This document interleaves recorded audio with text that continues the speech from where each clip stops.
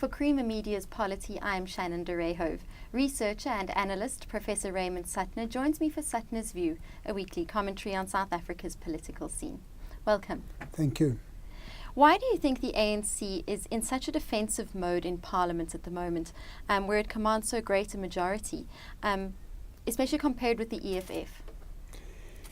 Yes, I think it's the first time that they have been on the back foot with opposition in the period since 1994. But I think it also has something to do with what the ANC has expected from MPs from the beginning. Now, I was in the first parliament, and unlike what people are suggesting, that ANC head office runs parliament, that really wasn't the case.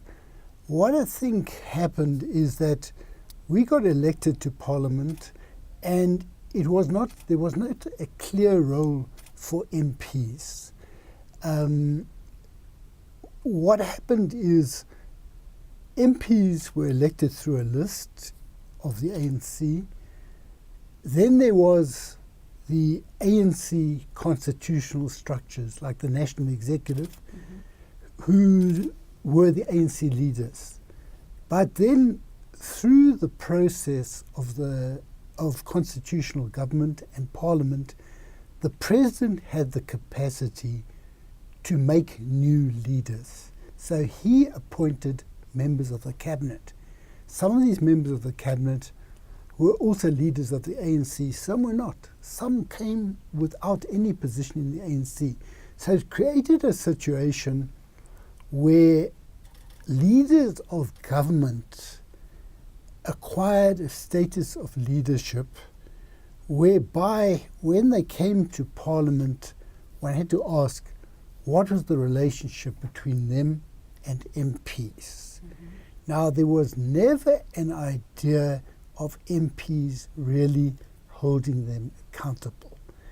The idea that I understood, there were caucus meetings where there was some debate, but in general, the cabinet ministers would come there, and they were not coming from ANC branches or ANC National Executive. They would have come with the advice of experts in their department, and they expected the MPs to support what they were doing. Now, this is not to say that every MP just voted, because in some committees, for example, the Justice Committee, the MPs had a role in refining legislation, which was very important. In the Finance Committee, it appears they had to examine accounts of various bodies, etc., etc. So they were not really there simply to prepare to put it through. But in general, in other committees, the Trade and Industry Committee seems to be less the case, but in general, parliamentarians had to be there when the vote came. They usually made speeches which were supportive of what the minister had brought before them.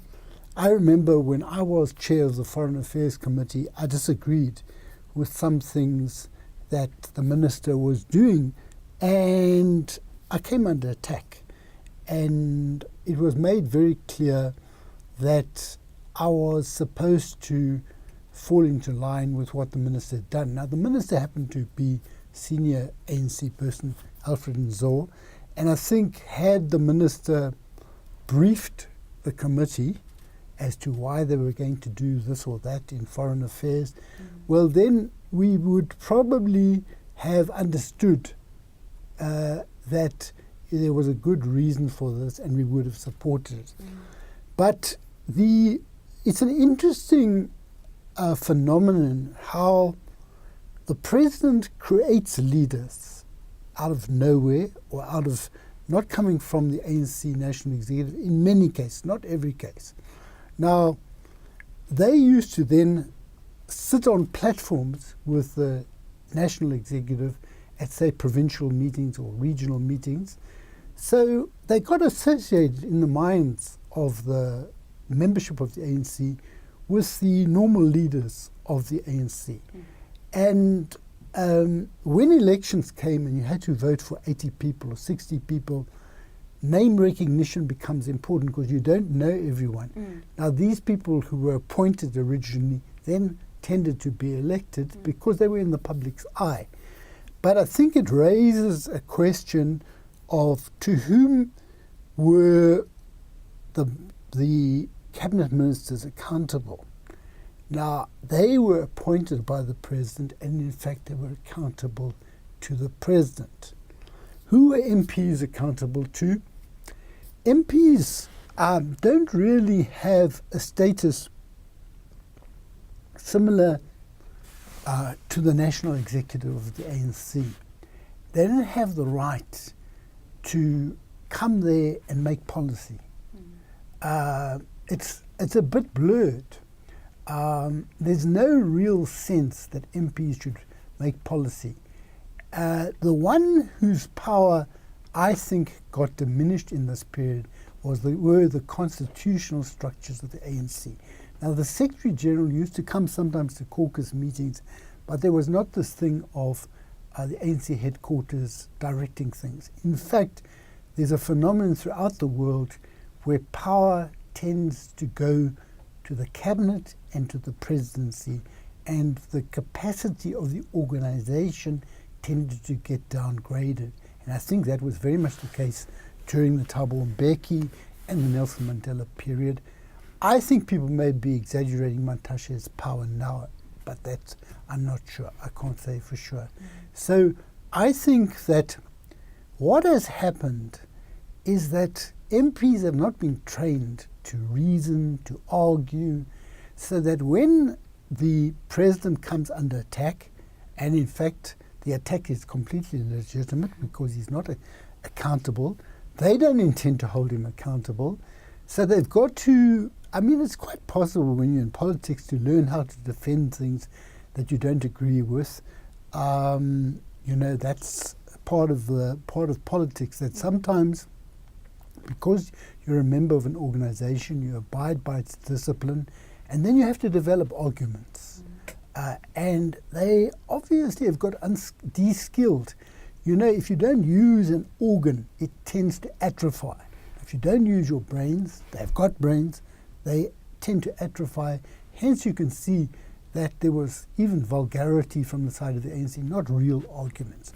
So that's how I understand the panic, because they've suddenly been called on to defend things in a way, and they don't really have the skills to do it. How does all of this relate to the EFF? Well, you see, the EFF come into a situation where they are being blamed for breaking the decorum of Parliament. Now, in reality, the EFF has been able to focus not on its own alternatives, but on the wrongdoings of the president and the deputy president, and neither has been able to give an adequate answer. Because in the case of the president, the answer really is that he must address the report of the public protector and indicate how he will deal with this unjust enrichment. And he has refused to do that.